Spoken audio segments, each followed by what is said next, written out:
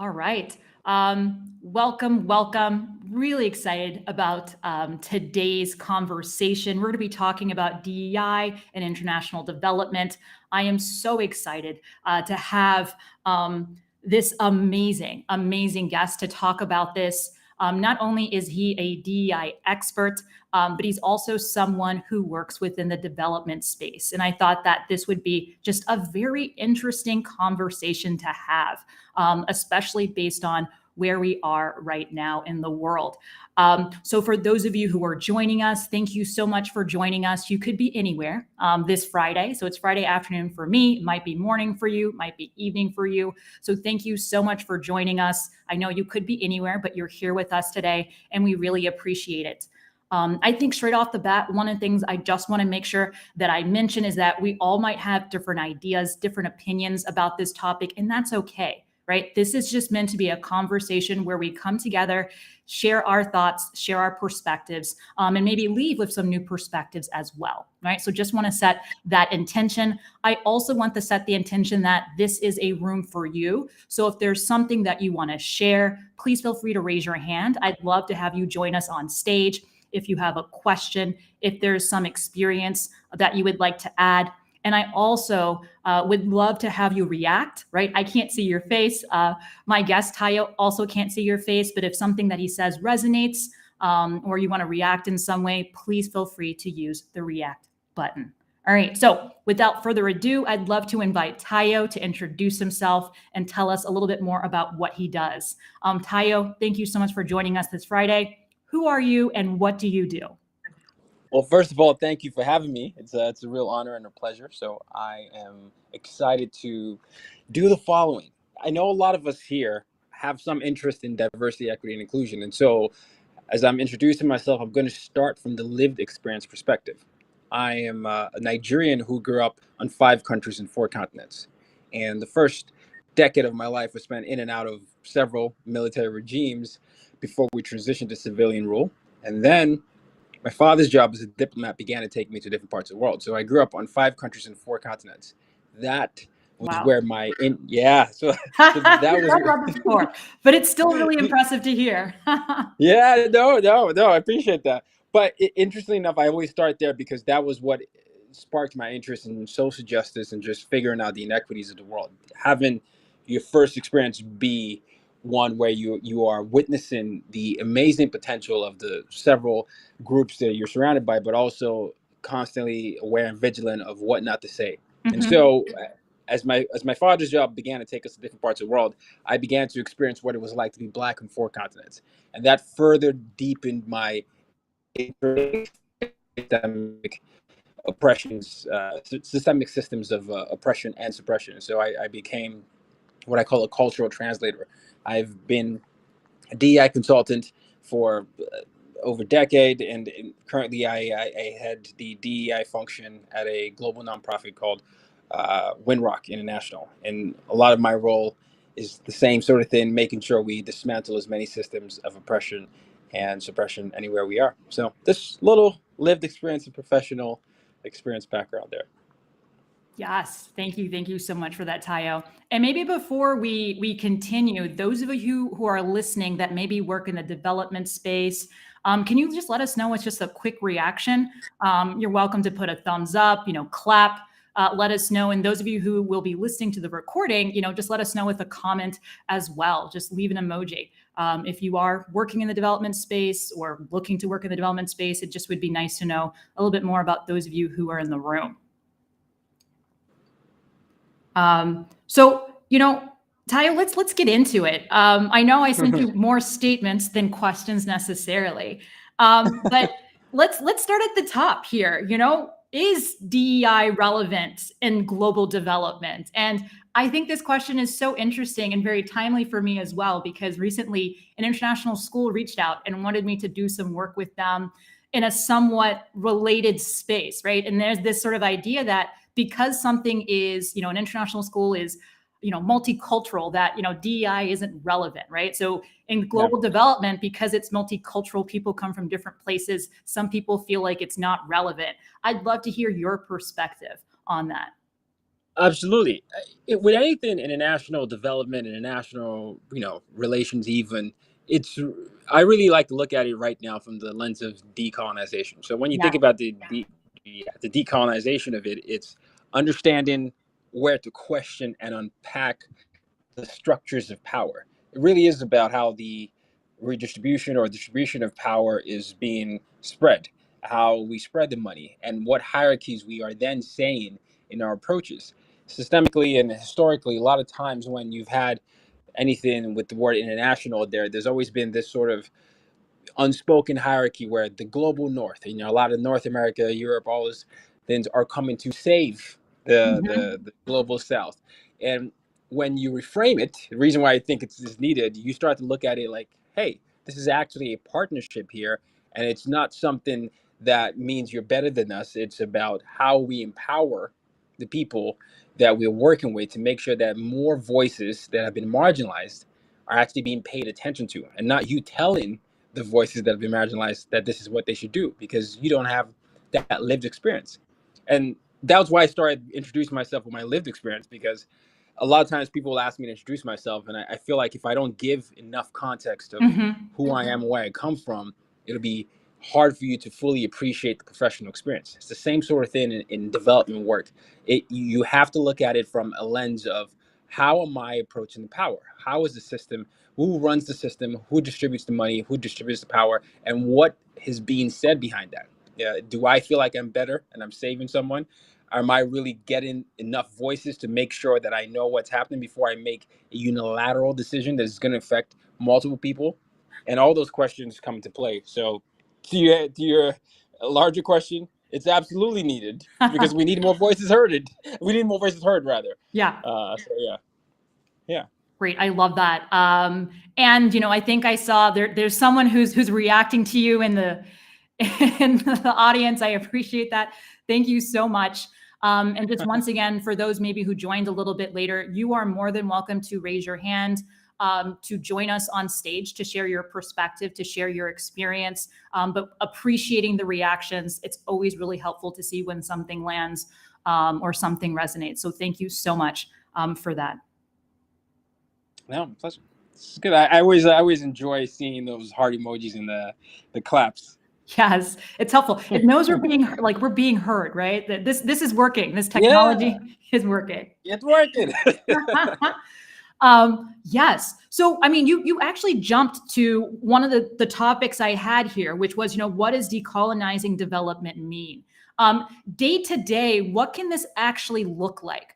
For members of an organization that is doing, development work. I know you mentioned sort of hierarchies, you mentioned sort of how people Yeah. engage and communicate, but what are some things that, an everyday development, worker should keep in mind?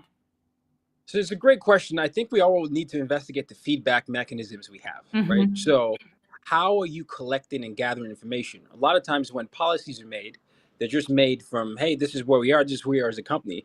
But specifically in development work, even if you take it out of this and go to private sector or to multinational, you need to have constant sources of feedback where you are really getting data. How does this group feel about what we're doing here? Does the Hmm. salary structure work with you? What is the standard of living there? What are the things we need to factor in terms of DEI for you? DEI in America, for example, United States, is going to be very different than it is in Nigeria, where I'm from. In Hmm. Nigeria, where I'm from, you be thinking about the different tribal groups, the different religions. You even have to sometimes think about the safety of several people who identify a certain way, right? Just because it's a very different landscape.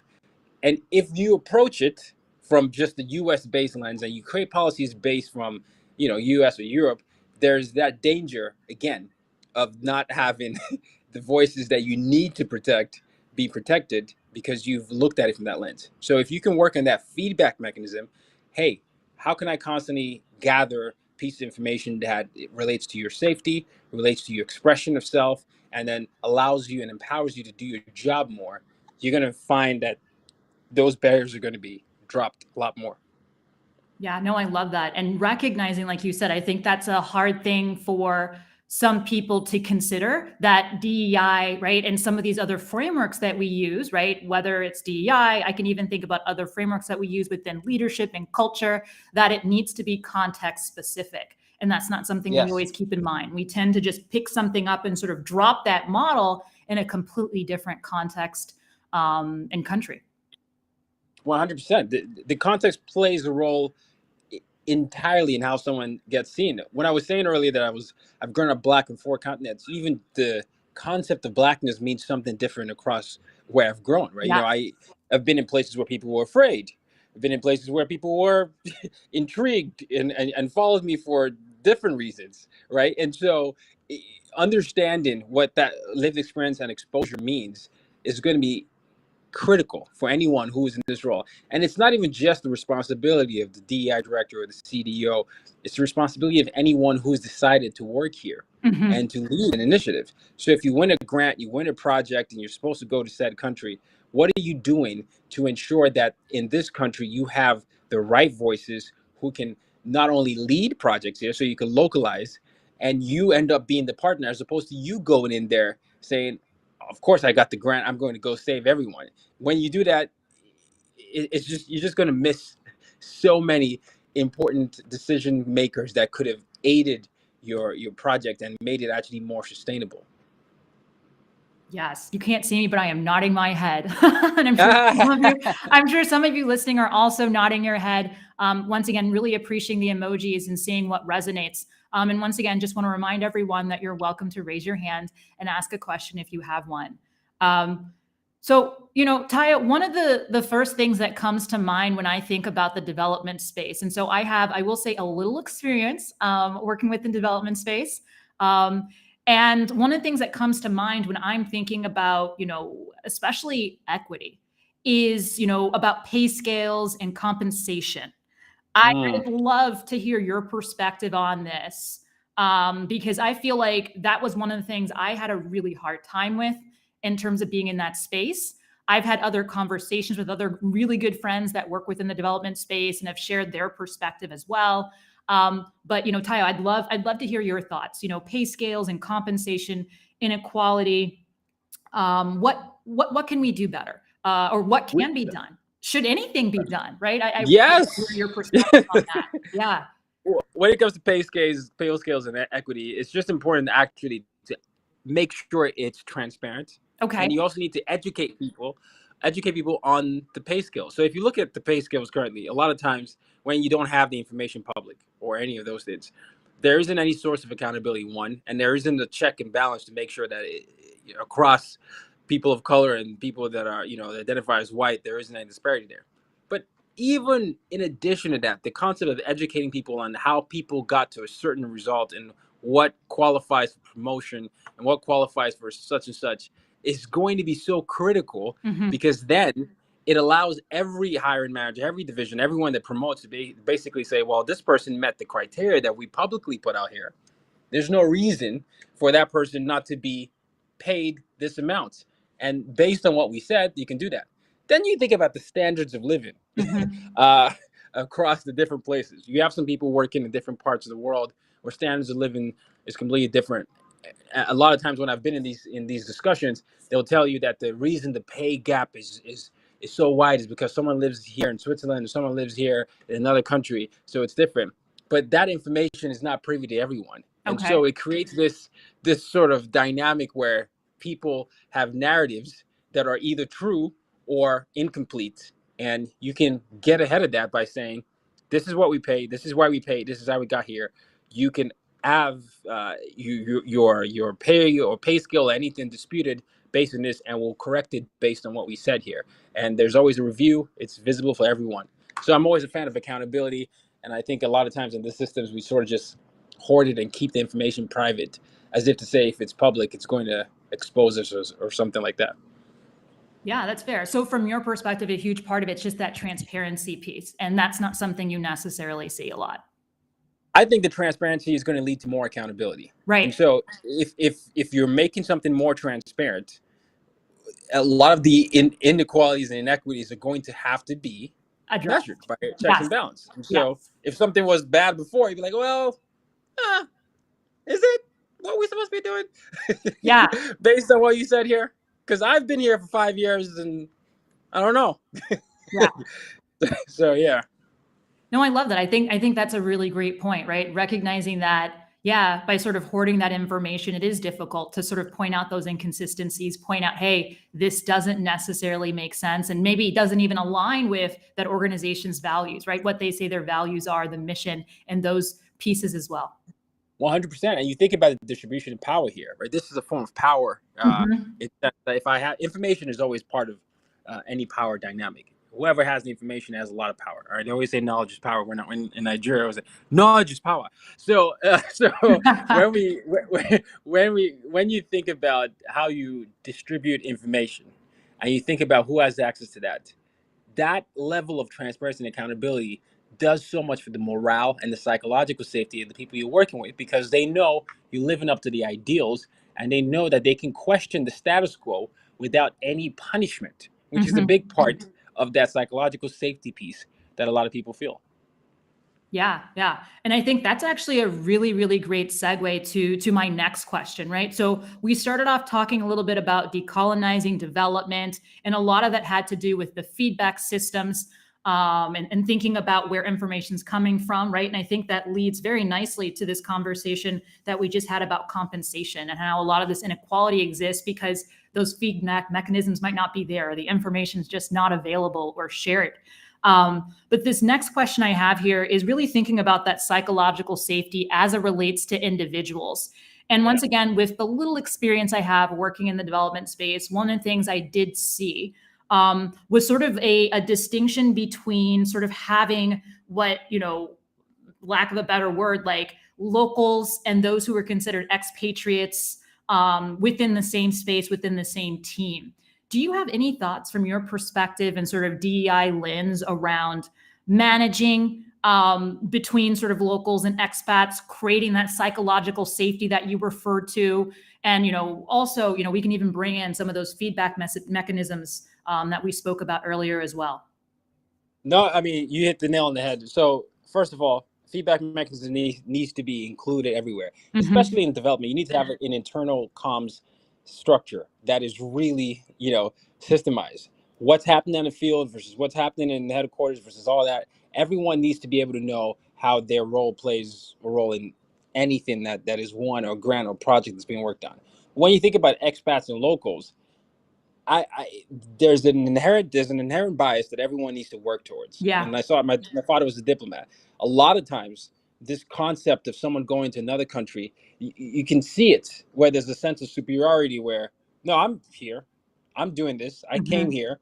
I'm the one here, and you don't even gather. You don't even ask the sense of, of information. Hey, how is this done here? I know we got such and such, and we're tasked to represent you here, but will this work?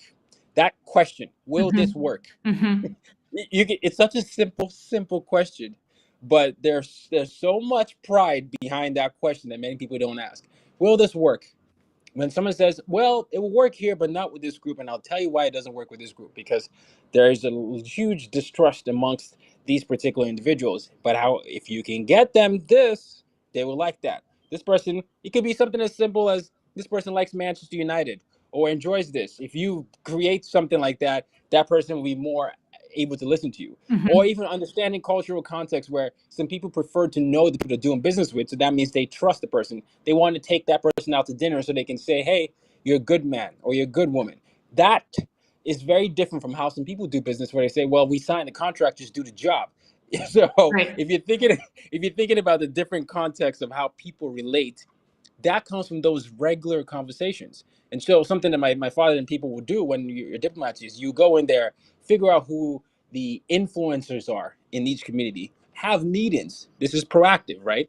Have Hmm. meetings as to what they need, what they will like, what they didn't like from predecessors, and what will make an impact in the organization. And then you find out those little nuances that you can actually report to everyone else in the satellite offices and say, if we just make sure we do these things, we'll make more progress here. This is a way to keep everyone safe, and this is a way to move a project. So it's conversations, it's understanding the different cultural nuances, but those won't come if no one is invited to that table in the first place. Yes. So the importance of conversations, the importance of, actually creating the spaces to have those conversations and inviting as many Yeah. stakeholders as possible. And checking your biases. Yeah. We all have them. And if the sooner we acknowledge it, the better we'll have an equitable world. Because I think sometimes people feel like if they acknowledge a bias that they have, that it means that they're a bad person. And I always tell people that you can be a good person in a bad system, but Mm-hmm. you don't, if you are perpetuating a system of oppression because you want to keep your so-called virtue, you're going to be more problematic because you're not going to have the difficult dialogue with yourself, which is then going to lead to how you show up. But if you want to keep yourself in a lie about who you are and what you've been exposed to, you're still actually going to harm more people because you're going to perpetuate the idea that a lot of people in development are just trying to perpetuate this idea of white saviorism. Mm-hmm. So everyone has to be honest with themselves and then be willing to put themselves out there to make sure that that's a different narrative that they're shifting. Yeah. I know I didn't give you this question in advance, but do you have any suggestions on how people can start to get a better understanding of what some of those bias might Of be? course. Yeah. Yeah. It's almost like you knew I wrote a whole book about this. I just wanted to slip that in there and give you the opportunity to share. Yes. Tell everyone. well, so a lot of your biases will come from. So let's think about story security. So when you think about story, what, how do you believe what you believe, and why do you believe what you believe? Just Mhm. investigating that, investigating your worldview. To me, the equation for worldview is lived experience plus exposure. So if it's something as simple as I believe love should look like this, and everyone that from every gender identity loves like this, and some other people might feel different. Where did that come from? Knowing that. And if you ask yourself the simple questions, what do I think about security? What do I think about love? What do I think about religion? And all those things down and down, you're going to start to find, oh, wow, I actually find that I move away from people who believe this. I'm more liberal, progressive, or conservative on this. Mhm. And so you then have to ask yourself why and where. Because as you go into these environments, one of the things that you're going to have to let go of is this concept that what you believe is what everyone else believes. Mhm. You also then have to understand that there are multiple ways to get to whatever the right answer is. You will have such a rigid and tough time navigating and negotiating peace or just negotiations in general if you don't have any room for flexibility and awareness to say, or enough awareness to say, I grew up like this, but it's interesting to see that it actually also leads to this. Help me understand how you got to that direction. That little concept and that moment of humility where you can say, this is who I am, but it's not the only way to go. Yeah, I want to understand how you got there so that I can tell other people. Allows people to feel like you are not thinking of yourself as the only way. And so it's just investigate the stories you believe, and investigate what you find around security. So things that you feel make you safe. If you look at America, anytime during politics, people have different ideas of what safety is for them, and it leads Mhm. to several senses of debates. But it gives you that idea of a rabbit hole, and then what you fear, the things that you find yourself afraid of. You might have had multiple experiences where someone from a particular group has done something to you, and so you find yourself excited, or you find yourself avoiding, or any of those things. And so just reflect, and then you listen, you observe, you reflect, and you act. That's the model. Yeah. Thank you so much for sharing a little bit more about that. And as it relates to, what organizations can do to support their leaders or support their employees with having a better understanding of their bias, what have you seen work? What works for you with the work that you're doing? I think expanding bias to just think that there are biases in every system. So having Mhm. bias trainings for hiring, for example. So what I always encourage people is, okay, make sure there's a training for bias in hiring, training for bias in promotion, training for bias within the company. A lot of times I've seen people approach bias as just a unilateral thing. Mhm. But if you don't investigate the systems you have and then really do the research and then train based on that, you're going to do the cookie cutter thing that a lot of people attach to the DEI, where they say, well, yeah, DEI cookie cutter, just do this and it works for every organization. Right. You have to understand the systems at play, and then based on addressing and acknowledging those gaps, say, these are the things that we've seen in the past. We've noticed that we hire typically from Ivy League, for example. That's a bias, Yes. right? And that, yes, we noticed that we typically hire people that are English speaking or people that don't have an accent. That's a bias, right? And so this is why those feedback mechanisms come into play, whether it's a focus group or town hall or survey. When you gather those pieces of information, you have a picture of what people in your company believe and prefer, which you can then train on. So then when now you're going to hire or go partner with an organization, you can say, look, let's make sure that in our talent pool, we don't just have people from Harvard or Brown or others. We need to have people from other types of universities. And I want to make sure that we are actually creating a criteria that doesn't filter out people from different backgrounds. So that knowledge then creates that level of awareness, which can lead to action. But that wouldn't have come if you didn't investigate the systems or collect and gather information, or just use a cookie cutter bias thing where people didn't even know what their bias was based on something that was meant to be cookie cutter in the first place. I love that you've shared that. And I think that's something I see a lot in the work that I do with leaders and leadership as well, recognizing, and I think you also spoke to this, that the system, right, what exists as the institution system also has an impact on how people show up, what they protect, what they don't protect. And I also love that you talked about bias in so many different ways, because for some people, they wouldn't see that as a bias, right? Hiring from a specific university or hiring people that have a certain level of, and it's not necessarily a certain level of English, but they have this assumption that your accent equals a certain level of English. Right. They wouldn't necessarily see that as a bias, but like you rightfully said, it is, right? It's not just about, what we perceive as people's races. It also could be about these backgrounds and what people have been able to have access to as well. 100%. Yeah. All right. So thank you for that. I think we have our first question, or someone who wants to share their perspective. Is it Cheyenne? Are you there? Can you hear us? Hello, hi, can you hear me? Yes. Yes. Oh, okay, perfect. Yeah, my name is Shane. How are Shane, you? thank you. Shane. Welcome. Yeah. Oh, no, thank you for that. Yes, thank you for hosting the session today. Really, really profound topic. Not too many people talk about D&I in the international development setting. I really like the part where Teo spoke about how and set the scene in the sense that E&I looks different on different continents. I was born and raised in Zimbabwe myself, which is in Africa, so for sure DE&I looks different over there, right? You start to think about the tribes and think about race in a different way, because predominantly, black nation race is looked at differently as opposed to a a Western sort of nation as well. My question really, or my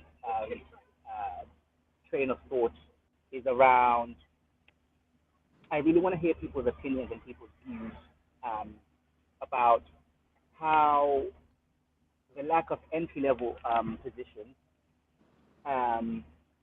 the pay scales in general in international development are probably the biggest barrier in diversity, equity, and inclusion when it comes to international development. In my view, I mean, I have an advanced degree from the London School of Economics in international development myself. However, to get an entry-level role that would actually sustain you long enough to actually have a good career in international development, the chances are very slim to none, right? Because in many instances, you are competing with people that are funded by governments, right? You're competing for very, very few positions with people that have PhDs in international development, right? So the lack of entry-level roles and the pay scales as well. I mean, you have PhDs start internships that hire PhDs and pay them a very, very minuscule amount as well. So I just want to hear what people's thoughts are around how that lack of entry-level roles and the pay scales within the sector itself, how they impact diversity, equity, and inclusion. Because I think from a Western perspective, that's probably the biggest barrier. Shane, that's such a great question, and it's one that I'm constantly tackling, because you're right. In the field of international development, there's a huge barrier to entry by requiring a lot of certifications or degree levels, knowing that you pay them very little in comparison to what a PhD level would get in the private sector, for example. And so it's always company by company, because the field itself, I feel like if we don't create if we don't figure out what we want in terms, this could be a bias, by the way, because sometimes the PhDs are not necessarily needed at that level, and we don't actually do enough tuition reimbursement in the company to make sure that people can come in the company early enough and then develop those skills while they're getting those things. And so I always have people assess, first of all, what the need to haves are essentially and what the wants are, because sometimes in some of the roles it could be a sense of almost like a vanity thing. If you have a PhD person here, you can market that person to a certain role.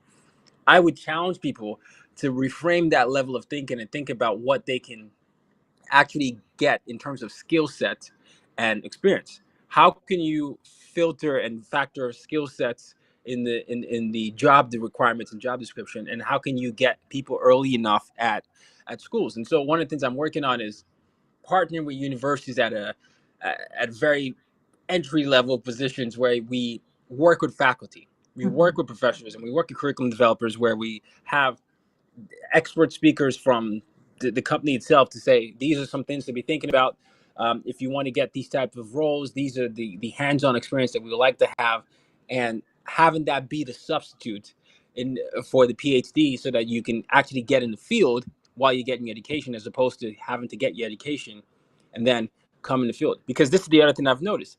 Sometimes there are some organizations that they would require you have so much experience for you to get there, but you don't actually have the experience you need because you were in school. Yes. And so how could you work towards that if you aren't tackling that early on? So that means companies need to go earlier. High school, colleges. What are the people? What are people interested in? Anything international related, economics or agriculture, all these things. And then how can you have intern programs early on enough where they can learn on the job shadow, and then go get the degree. So it's not a perfect fit, but it's one of the ways that I'm working on. Great question. And I mean, one of the things that came up for me, even when that question was being asked, was sort of thinking about when I remember thinking about where I wanted to work. And, I wanted to work in development because my dad worked in development. And, looking at beyond the entry level, like those internships and how so many internships within the development space are unpaid. So the people who are actually able to do those tend to be people who are more privileged, better off, right? And it leaves this massive gap. And, there aren't really opportunities for people who actually need paid internships. And I think there's been a lot of discussion about that as well.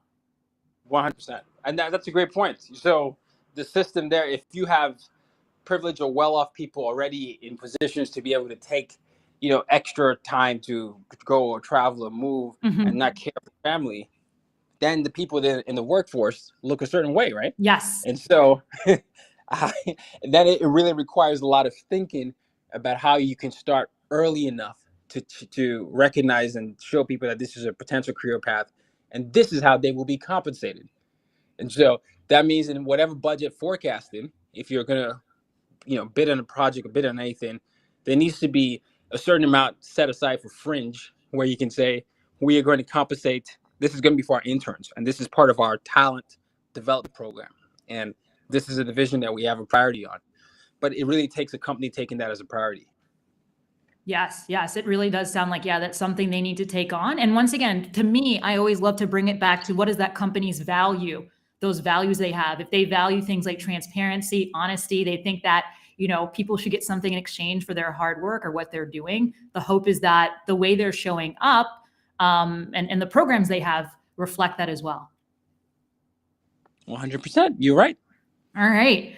Thank you so much for that question again, Shane. I don't know if anyone else has a question. You're more than welcome, once again, to raise your hand, to share your perspective, or to ask our guest a question. But, one question I did have for you, Tayo, was, where should companies be focusing right now in your perspective, right? I think there's so many different areas they could focus on. Just because of my background and what I know about development, I, just wanted to focus a little bit on your perspective on compensation, pay scales. We talked a bit about feedback, but are there any areas you think companies, in global development should be spending a bit more time and energy on? I think companies in global development should be spending a lot of energy on the locals that they're in, the countries they're in. Okay, yeah. They need to, yeah. There's a localization effect that doesn't happen enough. Mhm. All right, who are the people that you're serving? What do they like? What they Mhm. don't like? What is the history? We don't do enough of that, even though we are in the countries, which is the biggest irony of it, right? Yeah. And so it's more about that humanizing element where even before any of those projects get implemented, understanding who we're leading. And then the other thing is what you brought on. In order for us to change the structure of what the development fields look like, we need to change what criteria. We need to really reflect on the criteria that we've had. I think there's a misconception that you have to have a certain degree Yeah. to Shane's point, or you have to have come from a certain background, or you have to have all those things. And I don't know that that is a universal or was ever true in the first place. But if it was true in the past, I don't think that it's true now. I think we need to really hone in and define the social skills and the soft skills that are needed in today's world to make sure that we are prioritizing those so that people don't even look at the job and think, ah, it's not for me because Mhm. they didn't have a doctorate degree or something like that. So it's two pronged on that level. The people we're getting in and the people we're working with. Yeah. Yeah, so I can love. I just piggyback of quick? So I like the way you set the scene for that as well. And I'm just going to pose an answer and a question as well.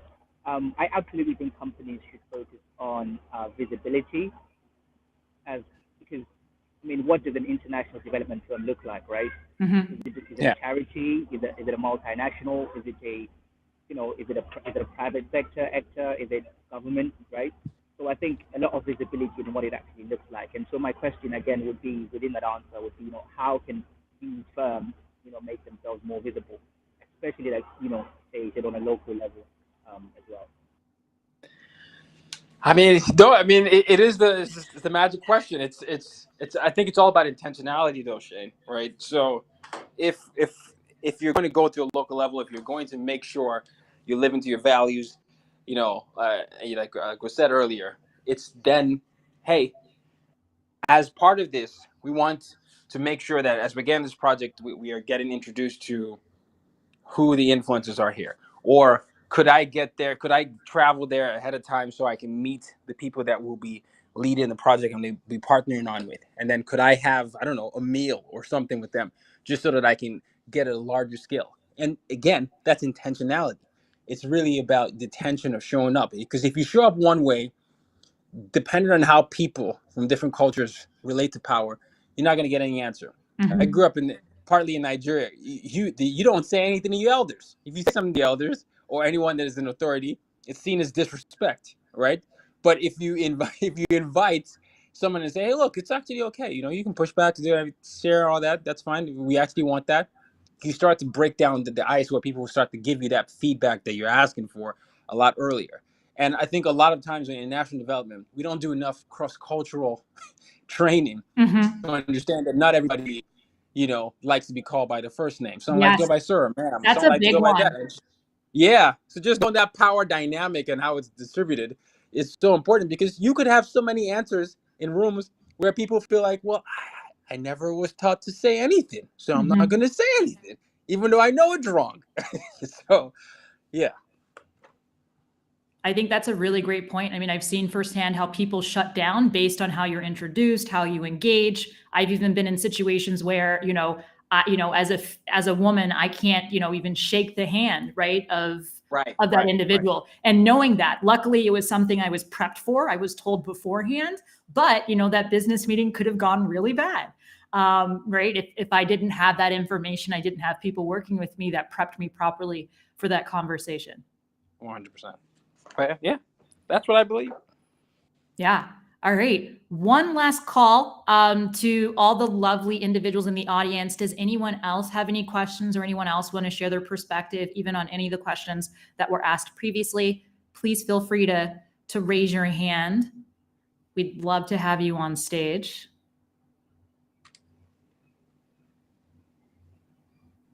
All right, Tayo, I mean, I mean, closing thoughts. What are some of the last things you want to leave everyone in here with, and those who are listening to the recording? What would you like them to really take away from this conversation? First of all, thank you. This has been great. Thank you for doing this. I think you're doing an amazing job, and I appreciate you creating safe spaces for people to have these moments of dialogue. So I want to thank you for that.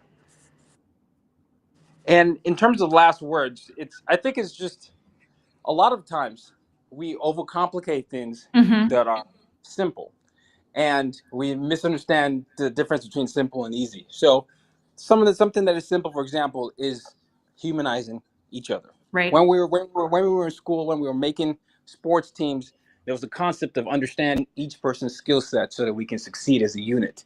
This person's a striker, this person's a defender, all that. And as we get older, and sometimes I think we forget that. So if you're in a team and you're working on a project, it's the same level.